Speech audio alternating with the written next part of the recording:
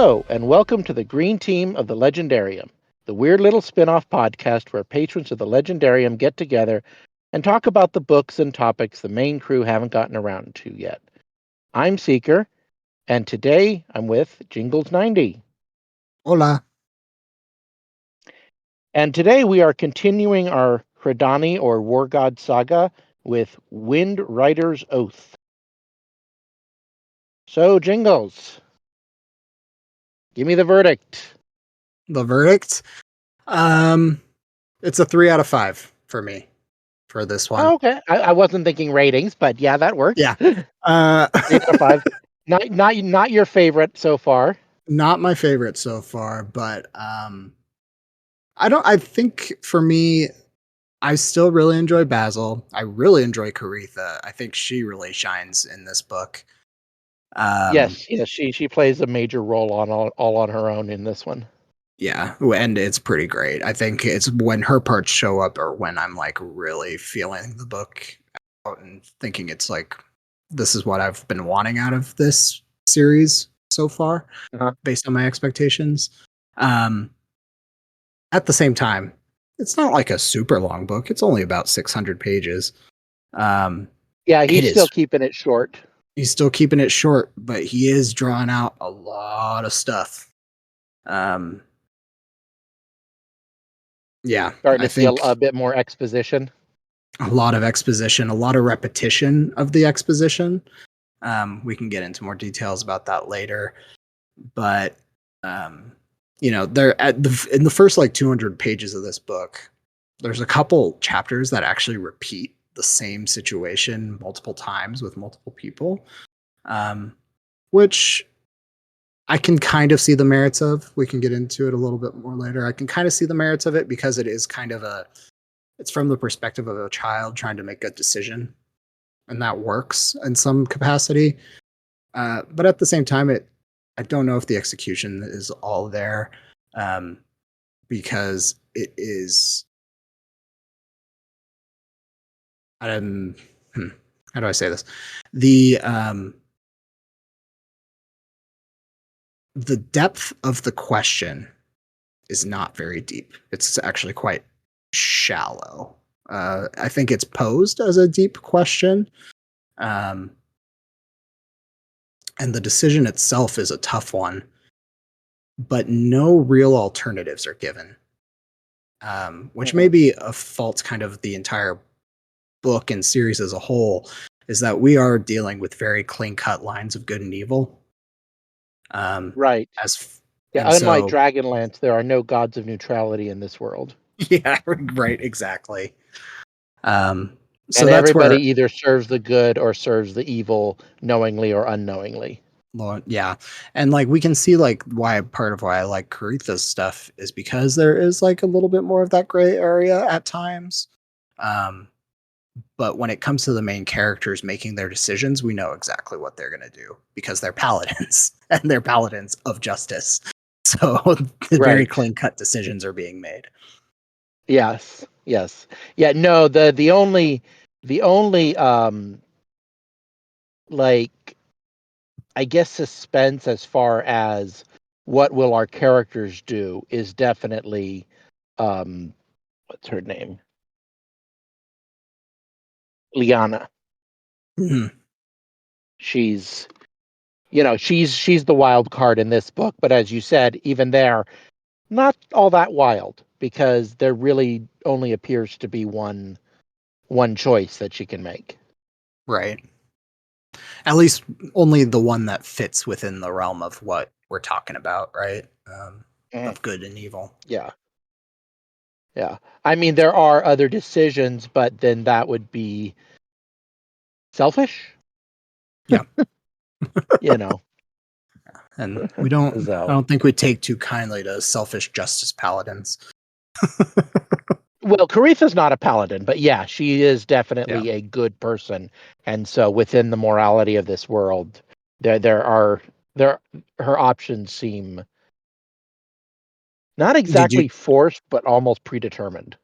Predetermined, yeah, absolutely. And you meant Liana, right? Not Caritha, because Caritha is definitely Liana. A paladin. Yeah, okay. Yes. Uh, But yeah, what's well, your overall take of this book? um, looking, rereading it as for this podcast, I have to say this is possibly the weakest book of the series. Okay. Yeah, I'd believe that. Um, I've never listened to the last two from the perspective of a podcast yet. So I know the last one is good as far as plot, and it's long as all get out, but and the next one definitely throws us some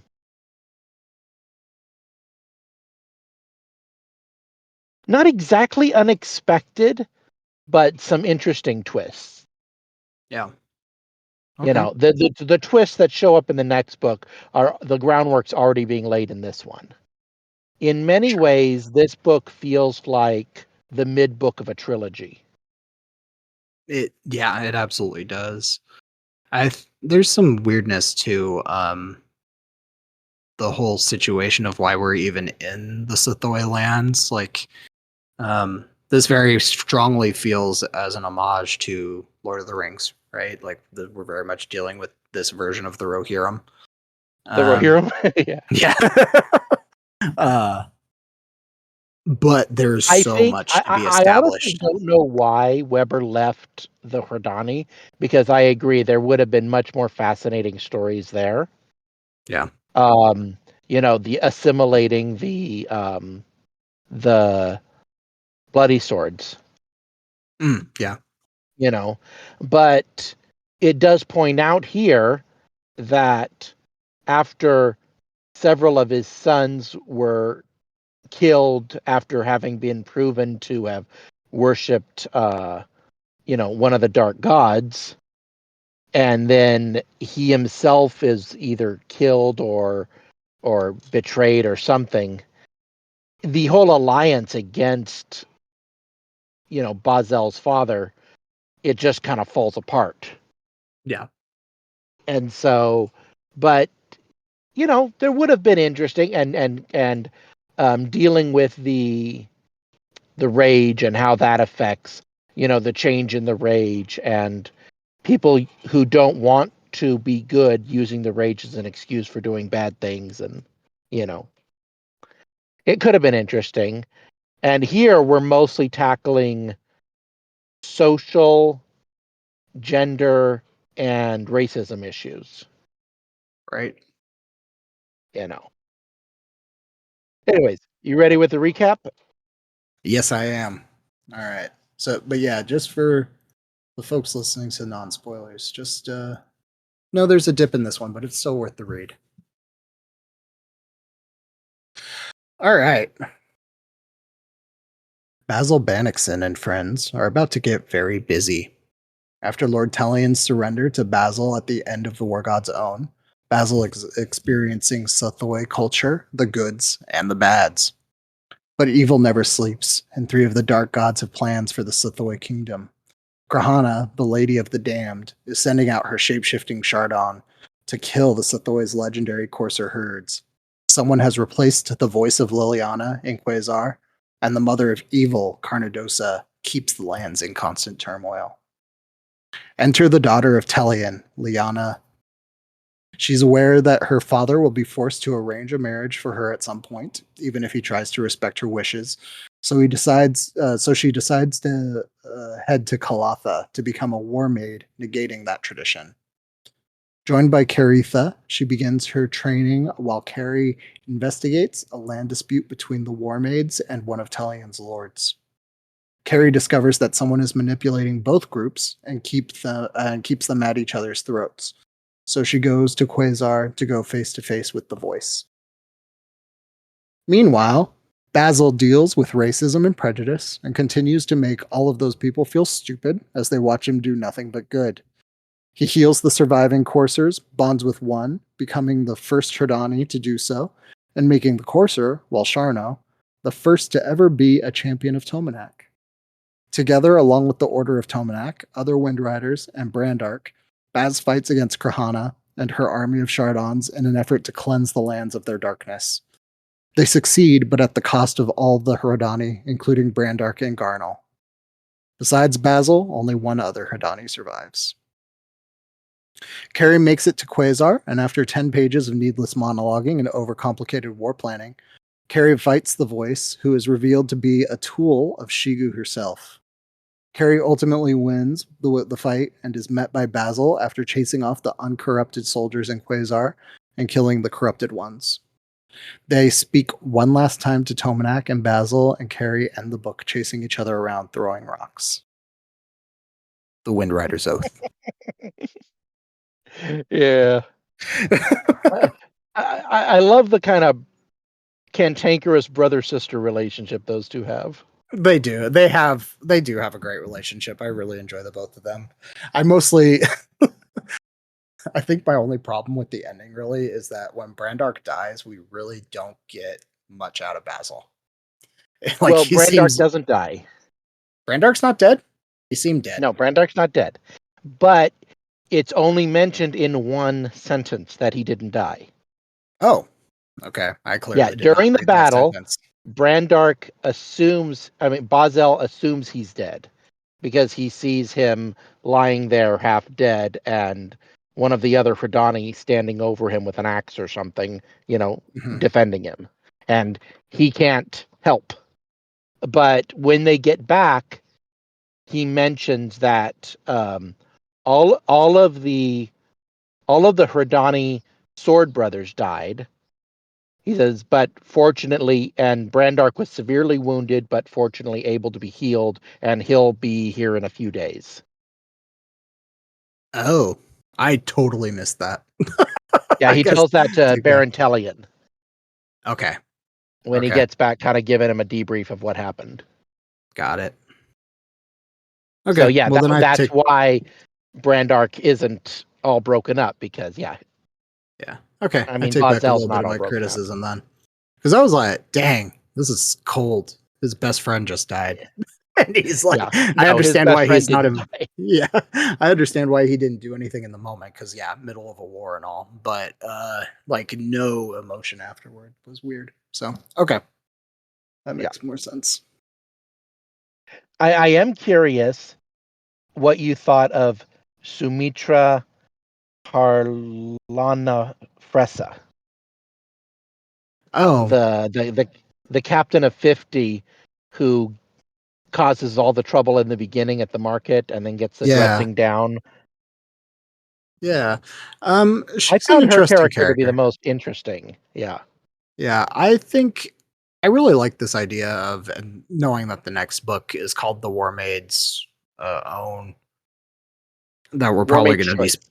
or Mermaid's Choice. I think we're going to be. I know we're going to be doing probably dealing a lot with looking at what they do and everything. I really like her because she is a character who pretty clearly um, kind of fell for Shigu's nonsense, Uh-huh. but doesn't seem bad. Like, No, like there's she very she honestly believes she's doing what's best for the war maids, yeah, you know, um, which and is unfortunately a common thing is, you know, good intentions aren't always great indicators of, you know, proper uh proper action, sure. you know. Well, I think too, like she's definitely a good she's a good example of like someone who is kind of guiding Liana in a way. I mean, their bath scene is interesting because I think at that point it doesn't feel like Liana feels like everything that Symmetra is saying is wrong necessarily. Like she's interested in looking at the philosophy of that Symmetra's offering. It's just Uh-huh. when she starts hearing like a lot of people talking about the certain types of freedom that Symmetra's talking Right. about that it becomes an issue for her. I think some people who read this, like I thought a lot about this as, okay, now how would say a woman's liberation person read what they're saying because they're basically talking about um sex before marriage and and stuff like this Yeah. in this society. And pregnancy is not mentioned. So that's neither here nor there in this conversation, as far Yeah. as we can tell. Um, but what I thought was interesting is what seems to be viewed in a negative light or criticized isn't what they're doing, but why they're doing it. It's Sumitra and some of the other war maids are using their bodies to cause men harm because they feel they have been harmed by men in the past. Yeah. And it's that motivation of causing harm that's criticized, Right. Yeah, you it's know. not the freedom of will N- itself. Yeah. right. Yeah, it's not what they're doing, but why they're doing it and how they're treating their partners afterwards. Yeah. Well, so this is why I kind of um like the Caritha scenes a lot as well, because she gets to interact with Trisu, who's kind of the other side of this same coin, where Uh-huh. he's got a lot of honor, respect, wants to make sure everything is done, you know, by the word of the law, but he's also an incredibly huge bigot. um, and Yes, he is. and he's kind of the interesting, like, your actions are being distorted by that mess of a moral compass Mhm. you have. um, because you could Interestingly you enough, go ahead. oh, I was just like, the whole point of the end of this book, like, we don't like the fact that well, not we, Caritha doesn't necessarily Mhm, like the fact that Trisu has the right of it um, based on his documents, and he is mhm, correct. She hates the fact that he's going to use that as another excuse, right, mhm. to keep fighting this feud that he has with the war maids, because they're Right. unnatural fighters or whatever, whatever they keep using. Unnatural, yeah, unnatural was the word. What I find interesting and what I was because I lived in China for about a year back in the late 90s, and I was staying at a university studying Chinese. And there was this story going around in the foreign student storms that do not date the Chinese girls unless you're committed to marrying them. And the story was that this foreign student had gone there and just had a casual relationship with this girl and then went back to his country, and she committed suicide afterwards. Oh, jeez. And at the time, I was very young, grew up mostly in the US, didn't really understand Asian culture. And, now that I've been exposed to a bit more anime and, Chinese movies and stuff, I kind of understand there was an honor issue at stake here. Yeah. And, you know, it's in the West, we like to think of Christianity as the primary repressor of women. And it's like, you know, the other cultures have their own social demands of what is expected and required in relationships. And, this what was his name again? The guy that carry the bigot? Oh, Trisu. Trisu. Yeah. Trisu is an excellent representation of someone who judges morality by the traditions of his culture, Hmm. you know? And if we were to pull this out of a Western context and say, make it an Asian context, you know, it kind of adds a different light to the situation. It's you know, in his eyes, these women are dishonorable and, they disgrace the honor of their families, you know? Yeah. So I just find it interesting. We seem to have extremely high expectations, moral expectations for European or I don't know, Western, I guess, cultures to um we call it's very easy to call them bigots, Yet when we look at it through the lens of, say, an Asian culture, all of a sudden we're like, ooh, interesting, you know? Yeah. So, I think I'd still call him a I mean, bigot, but considering yeah. some of their names. Oh, yeah, yeah, yeah. I'm not saying he's right. Yeah. I just find that it adds a layer of complexity to the moral question of tradition versus um choice, shall Sure. we say? Yeah. You know, Sure. how moral is it, and to what degree should tradition limit choice? Because there has to be a limiting factor. Otherwise, you've got chaos. Right. And so the struggle is finding where it should be and who should govern. And I love the fact that in such a chauvinistic, repressive culture, rather than, you know, kill their women or shame them into suicide the way some cultures do and have, this culture said, well, okay, you can be war maids and have your own land over there as long as you provide soldiers to defend the country. Right. Which we're Which I love already the whole like, political commentary around that. yeah. Well, yeah, especially because it's like, oh, so we get banned because we want to fight to a place where we then start fighting for you? What? We already wanted to do Mhm. that. What's going on?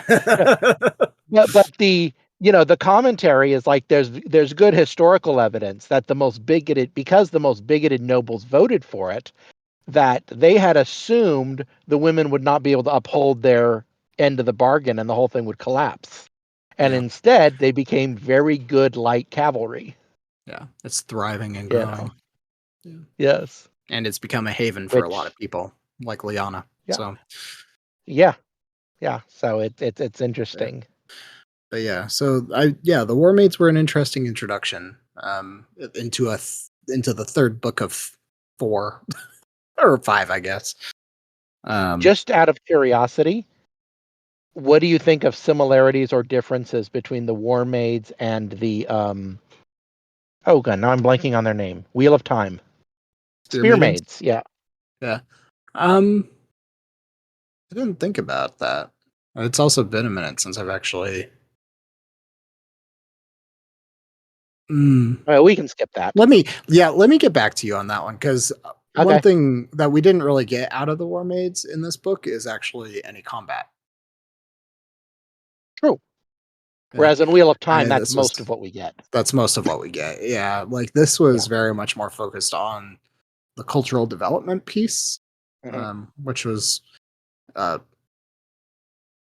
not to Although discredit. we do see two-handed fighting style and garrots are their Mhm, favorite are their weapons. favorite weapons. So, yeah, definitely speed and sneakiness over brute strength, which makes sense.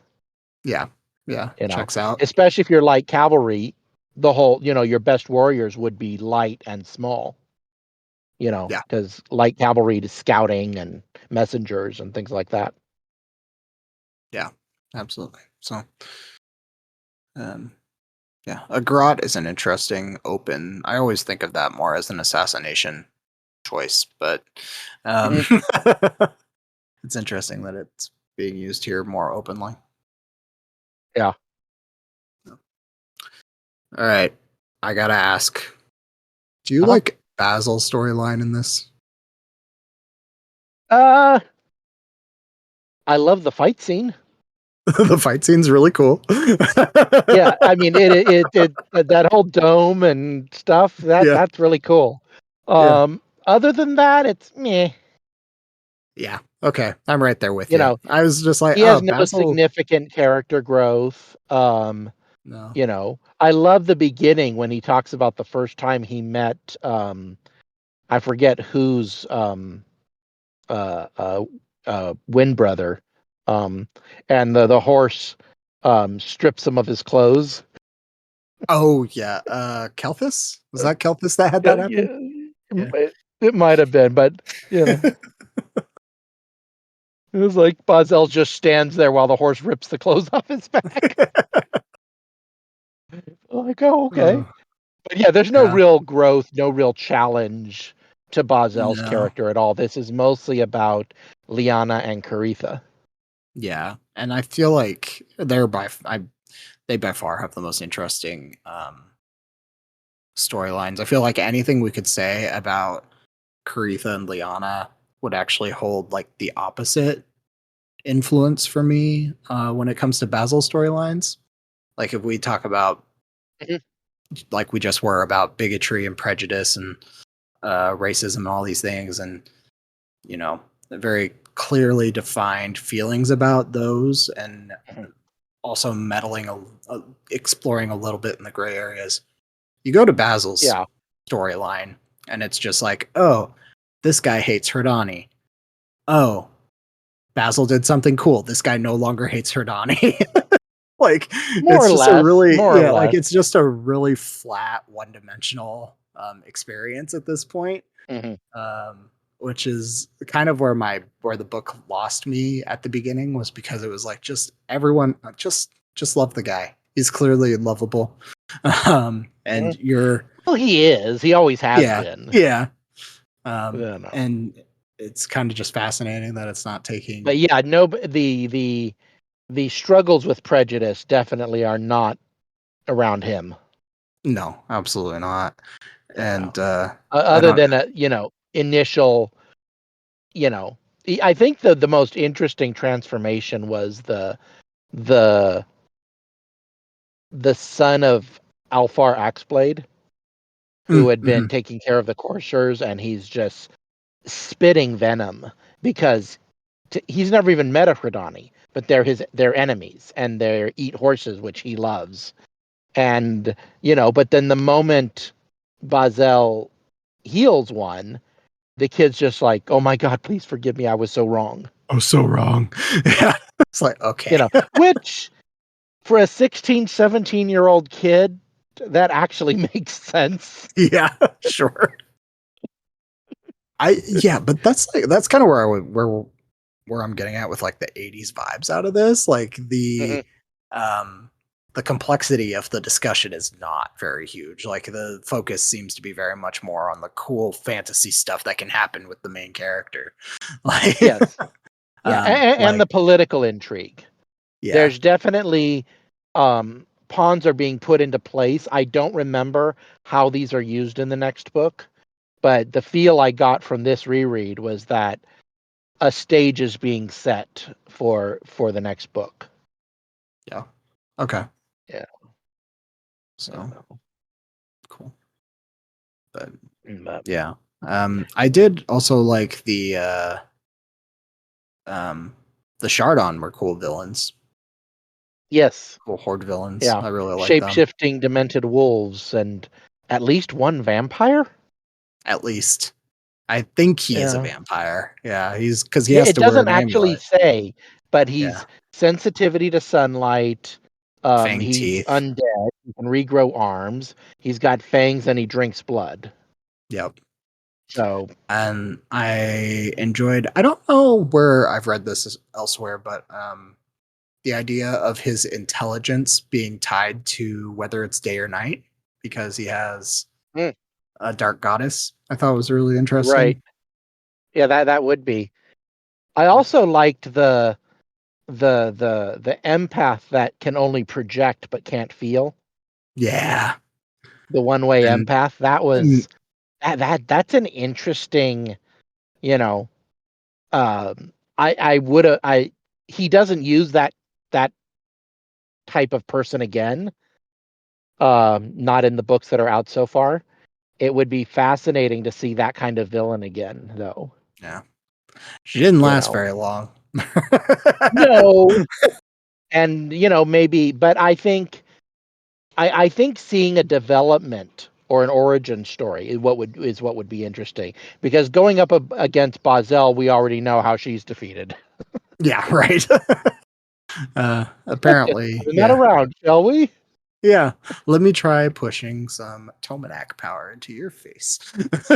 Yeah, and all of Some a sudden, Tomanak this justice empath who has never empathy. felt, who has no empathy at all of a sudden gets lambasted with the feelings she's been projecting. Right. So, like, Yeah. okay, well, Yeah. That's one way to go about it. Yeah. Spontaneous combustion. Here we go. Here we go. It's fine. It'll be fine. But yeah, I do like with her, especially like the underpinning of maybe And it's actually the first time I caught that, because the the are they sorcerers? yes. Okay. They're So called the sorcerers. sorcerers developed as a kind of, because they can't use blood sacrifice. So the impression you get from the last book was that none of them are evil because of the way their magic works. Right. And then in this one, it's like, oh no, they can No, turn bad too. they're like all pretty big problems, actually. So, Yeah. not as big as the mages, but Yeah. and that was cool. Bazel actually gripping wild magic. Yeah. Oh, when they showed the magic field, that was Uh amazing. huh. I And love his that. eyes turned white, and Yeah. the wizard's like crapping himself. So that's not supposed to happen. Yeah. One thing Weber can do is write a good fight scene. He can write good fight scenes. He can implement humor properly in fight scenes. Um, Yes. like what was the Jurgar was the name of the guy that Basil was chasing down. And it was he had a boundary spell that no one could ever penetrate. He told himself a lot that no one could do this thing in this battle. Like, and he's having his Yeah. doubts now. Yeah, it was great. Well, the sacrifice of the Hradani was really cool. The fight scene I actually quite enjoyed. There's three huge fight scenes in this book that I really enjoyed. The first one was this Hradani versus the Chardon horde, Mhm. which was really cool. Um, the second one was Caritha versus Shigu, which was really um, Yes. fun. That is definitely an epic fight. Loved that. Yeah, and I love the idea of like all of these people having like green streams of magic connecting them while they're all moving Hmm. around, because they're all being controlled by one goddess. Um, Yeah. really cool. And then the other one is Tellian. No, not Tellian. Trianul's ride from Glen Harrow. Do you remember? So at the beginning of the book, we open the book with a bunch Oh, of yes, yes, yes, coursers yes, yes. missing. The poachers, the Yeah, stealing the horses. and it turns out to Yes, actually be a in the huge swamps, army. and it's a trap. Yep. Yes. And then they start chasing him down, and just watching Trianul like gets obviously just his army getting destroyed, but just holding Uh-huh. out hope for that. Just got to get over one more hill, and they In do a it. well-timed feigned retreat. Hmm. Hmm. Yep. Yeah, yeah, Um, that was well done. That was well done. And yeah. even I love how the certainty, uncertainty, the ambitious noble who wants to get at the enemy versus the experienced soldier who's like, this is smelling like a trap. They're not acting right. And, Yeah. I mean, I know that's basically a cliche, but it was Yeah. done well. If it's done well, I don't mind a cliche. Yeah, no, neither do I. Yeah. There's a reason these things keep reappearing is because they work. Some of them make for amazing epic things. So, Hmm. um, but yeah, I really and that was uh I like that. Yeah, the assassination. What was his name? Brown Rider, Brown Shoes, Horseshoe. Um, I forget, but yeah. yeah, but like his whole thing The was one he who gets never shot in the misses. back No, he's the one or the one who does the who does the shooting. Yeah, ah, he's like yeah, he's like I'm taking shoots out him someone today. shoots him in the back with a Hradani crossbow bolt using a dwarven made crossbow. Yep. tell me, tell me who was involved in that shooting, right? Mhm.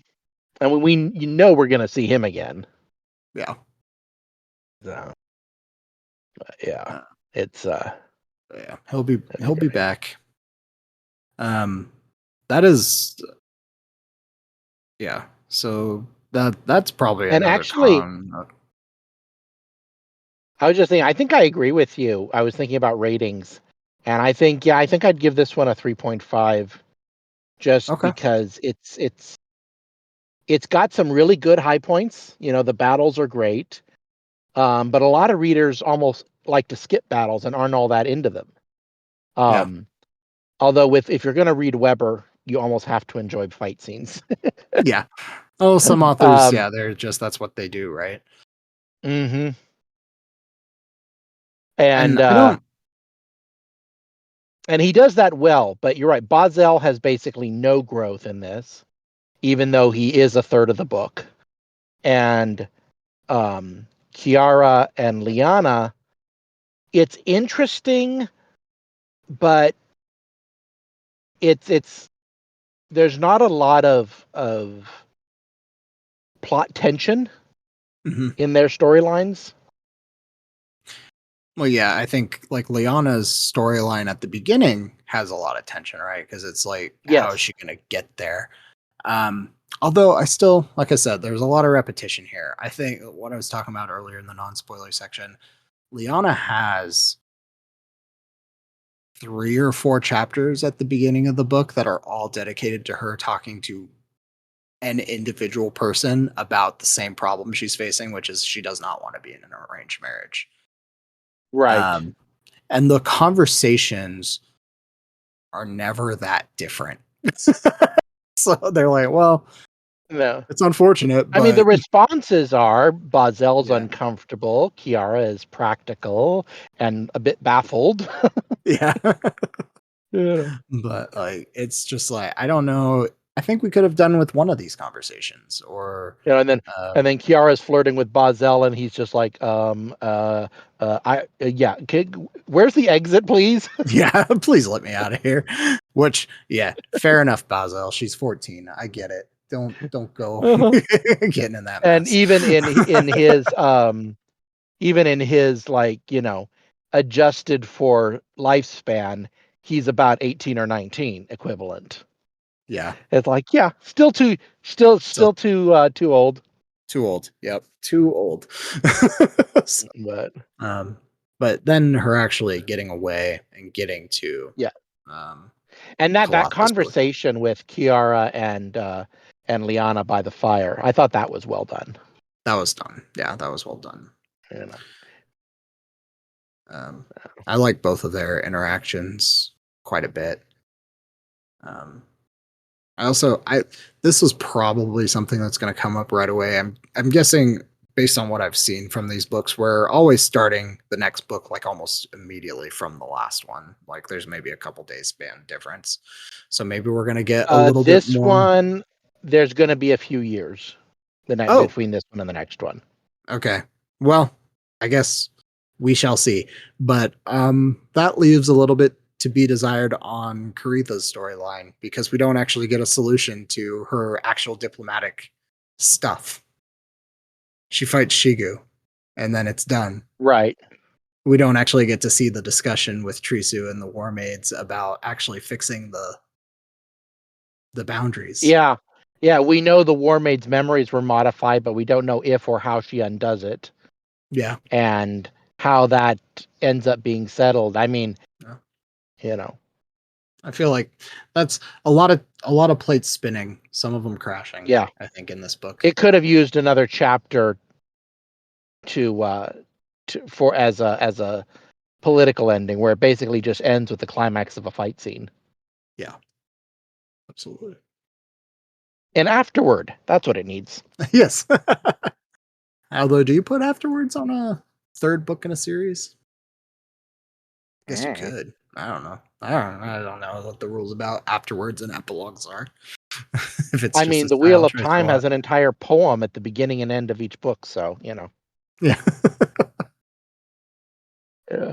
I love how when that one Hradani, the big one that used to hate Bazel, the the bloody sword who used to hate Bazel, and his death scene, that was very well Yeah. done. That was so good. That was some epic put the spear through I guess it was Hmm. put the hand through my chest and I'm just gonna push it in and Yep. chop the Yeah. head off. To quote Wheel of Time again, sheathing the sword. Yes. Brandark's was great. I will. Okay, yeah. So let's touch on Brandark a little bit because he is just like he's a Hradani, so he already has some advantages over other men. Mhm. But he is just a Hradani, Right. He and has no divine aid. yeah, and I kind of loved like in this fight, But he's for the some only. reason, the Dark Gods want him dead as bad as they want Bazel dead. They do, yeah. So do you think that? Well, you already know, right? You've read these before. Actually, For I me, have this no means idea. you have no idea. Okay, so I for have me, this no is idea. two different things I think are happening here. Either Brandark is actually going to play a role for the Dark Gods, Mhm. in some way. Like he doesn't have a god yet that he's Mhm. a champion to. He No, loves the I know Weber knows what's happening, yeah. and if after we do the next book, I'm gonna email him and see if we can get him to come on. Ooh, okay, Um, he has done a guest appearance, two guest appearances on the Honor Harrington podcast, nice. Okay, so he is open to that. that's one thing we didn't mention, and it doesn't need too much discussion. But David Weber could not help himself but insert some sci-fi in this because he does talk about multiversal choice Oh yes, as yes, an aspect of free will for the Hradani. yes, yes. Or I guess for all existing creatures. Well, Um, that I think that's his, I think that's more his religious training than anything. no, Because how do you how does an omniscient God actually provide free will unless there is a space it doesn't know? yeah, You know, it's like there's a Jewish saying, what does a God who has everything lack? And the answer is limitations. sure. And so in order to be complete, God imposes limitations on itself. That's Talmudic gibberish, but you know. It's still out there. Yeah. Oh yeah, yeah. No, I mean, I mean, I guess you'd call it Talmudic wisdom, actually, but I'm not even know if I'm saying it quite right. And some Talmudic scholar will be like, "You're getting that wrong." If we're lucky enough to have a Talmudic scholar listen to us. Way to completely butcher my religion. Thanks. Yeah. Yeah. Anyways, that that concludes our episode. You can find us on the Legendarium Discord. The invite link is on legendarium.com. Join us in supporting the Legendarium via Patreon. Thanks to Professor Craig for loaning us a little corner of your media empire. Shout out to Horizon Brave for starting it all. Thanks, Jingles 90. See Yeah. you next time. Bye. Music Galactic Damages by Jingle Fox.